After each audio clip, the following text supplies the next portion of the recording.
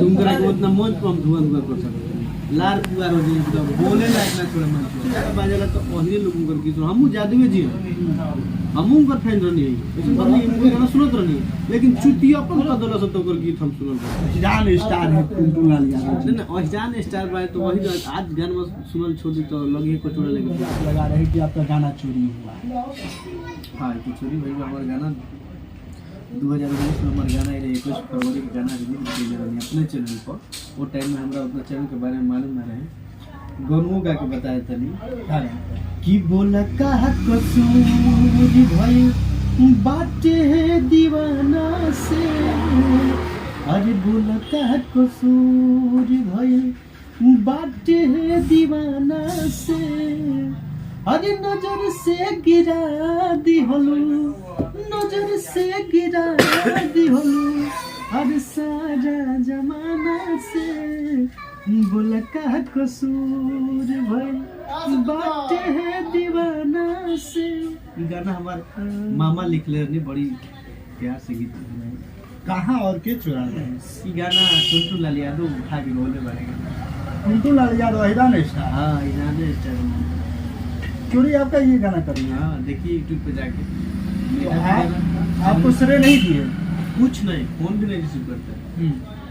नए नंबर से फोन भी रिसीव जल्दी नहीं करता है अब उनके नंबर भी मेरे पास नहीं डिलीट कर दिए क्या कहिएगा चोर बड़ा तो चोरे नु कहा चोर है बिल्कुल चोर ईरान स्टार है उनको चाहने वाला पूरा अहिर समाज है जी आप उनको चोर स्टार ना ना ऐसे तो सुनते हैं दूसरा नहीं सुनता है भैया ये दूसरा के सुने कुछ ऐसा करी कि सभी लोग सुने हो सकता है कि टुनटुन लाल यादव थोड़ी किसी का गाना चुना राइटर दे दिया दोनों जाने में तो गलती बा इनके तो सुने के चाहिए राइटर वाला इतना चुतिया बहुत ना चुतिया तो यो बड़े टुनटुन लाल यादव का चुतिया बिल्कुल चुतिया मतलब जब चोर बड़े तो चोरे नु कहे हैं राइटर देखिए गाना कहीं ना कहीं राइटर लिख कर देते हैं सिंगरों का काम होता है गाना गा देना तो टुनटुन लाल यादव चोर थोड़ी है टुनटुन यादव को पूछे के चाहिए कि गाना कहाँ से आ गई जब हम टाइम नहीं होता है कि स्टार के पास टाइम कहाँ नहीं के टाइम नहीं के गाना गावे खातिर टाइम बा बतिया खातिर टाइम नहीं के उहे गाना वागे जौन गाना वा गौ मंच एति गौले बड़े उहे गाना वागे हमरा संग खाली तनी मंच पर गा देसना अब चैलेंज दे रहा है चैलेंज देते ईरान स्टार को अब चैलेंज दे रहे हैं बिल्कुल चैलेंज आके मंच पर हमरा संग गा देस तो आपसे अच्छा उनका गाना चला है चला चलिए चोरिए करके गाया है बेचारा आपसे अच्छा गाया है स्टार स्टार बड़े हाँ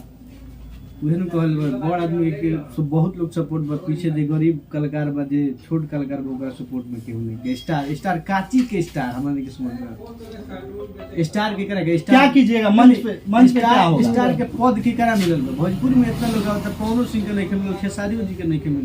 मिलल बा ईरान स्टार है टुनटुन लाल यादव ना अहिजान स्टार बा तो वही आज गाना में सुनल छोड़ी तो लगी को छोड़े लगे ठीक टेम्पू लगी चलावे वो ईरान स्टार टेम्पो चलाएंगे बिल्कुल चलावे लगे अभी तो यादव परिवार गाना पर बजावल छोड़ दे हां पूरा उनकर दुनिया खराब हो जाए अहिरे खाली सुनेला बिल्कुल अहिरे सुने एगो गीत उनकर बाजेला खाली आर्मी लवर वाला सब जस लेकिन सबसे ज्यादा बाजेला तो अहिरे लोग उनकर गीत हमहु जादुए जी हमहु उनकर फैन रहनी है ऐसे बल्ली इनको गाना सुनत रहनी लेकिन चुतिया अपन कदला सब तो गीत हम सुनल बंद हमरा टीम में गीत के उनकर गीत बना रहे हमारे टीम में भी केहू गीत न बना मंच पे रहुआ पहाड़ नहीं है एगो चैलेंज देता नहीं चैलेंज बिल्कुल सरस्वती जी के तो हम अपमान नहीं करे के चाहिए कलाकारी को घमंड न दिखावे लेकिन माता रानी की कृपा बा तुम करा के उतना मंच पर हम धुआं धुआं कर सकते हैं लार पुआर हो जाए तो बोले लायक ना छोड़े मंच पर इतना छोटा कलाकार है हां इतना छोटा कलाकार उनके फैंस को कहीं बुरा लागे खेलने के समझ की कितना चुतिया बटे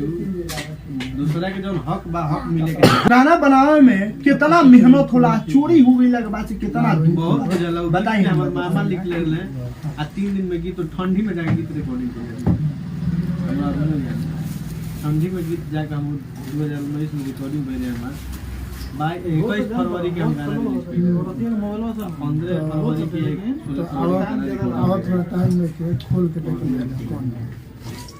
दोस्तों मैं एक चीज आप सभी से भी कहना चाहूंगा कि जितने भी स्टार गा देते हैं छोटे सिंगरों का कहीं ना कहीं उनका उम्मीद होता है उस गाने से, और जब बड़े स्टार गा देते हैं तो कम से कम कुछ नहीं कर सकते हैं तो श्रेय तो दे सकते हैं। ये बोल सकते हैं कि छोटका हमारा भैया के हमें जाना कि उनको हे पे आई रहा से गलती से हमारा राइटर दे दिल बड़न जन की हमरा से गलती हो गई बात, तो उनको भी गाना के प्यार दल जाओ और हमार भी गाना सुन जाओ, तो इतना तो कम से कम हक बनता ही है। तो अब क्या कहिएगा चलते चलते उन सभी स्टारों से जो कि छोटे कलाकारों का गाना उठाते हैं? सब जे भी गाना चुरा के गा रहा बस सबसे पहले हम ये कहें हाथ जोड़ के भाई इन छोट कलाकार के तरीका मेहनत करता है, कहाँ से पैसा लिया के म्यूजिक बनवाता है, तो वीडियो करता है, रिकॉर्डिंग करता है, कहाँ से पैसा लिया के, ये चीज पर वो लोग के गौर करे बटे जब गाना चोरी हो जाता है बहुत